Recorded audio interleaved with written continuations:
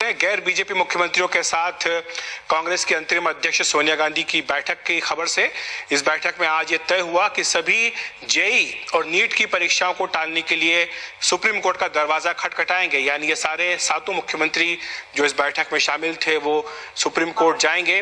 ममता बनर्जी समेत बैठक में शामिल सभी मुख्यमंत्रियों की राय थी कि अगर अभी ये परीक्षा हुई तो बहुत सारे बच्चों के साथ अन्याय होगा। उद्धव ठाकरे ने भी इस मसले पर कहा कि ये तय करना होगा कि हम केंद्र से लड़ें या फिर डरें।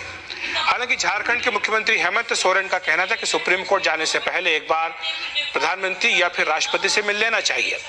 बैठक में राजस्थान के मुख्यमंत्री अशोक गहलोत, छत्तीसगढ़ के मुख्यमंत्री भूपेश बघेल, पंजाब के मुख्यमंत्री कैप्टन अमरिंदर सिंह, पुडुचेरी के नारायण स्वामी, महाराष्ट्र के उद्धव ठाकरे, झारखंड के हेमंत सोरेन और पश्चिम बंगाल की मुख्यमंत्री ममता बनर्जी ने हिस्सा लिया।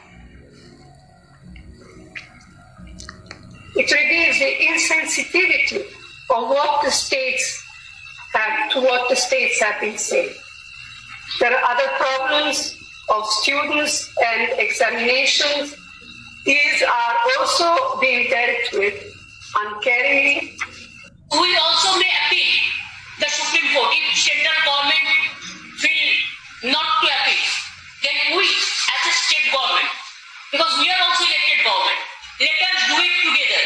Let us go to Supreme Court and let us request them to postpone it for the time being unless the situation allows students to sit for exam. Now, I think if, as Mamata ji has suggested, all of us states take this up combined with the Supreme Court and fight it out there.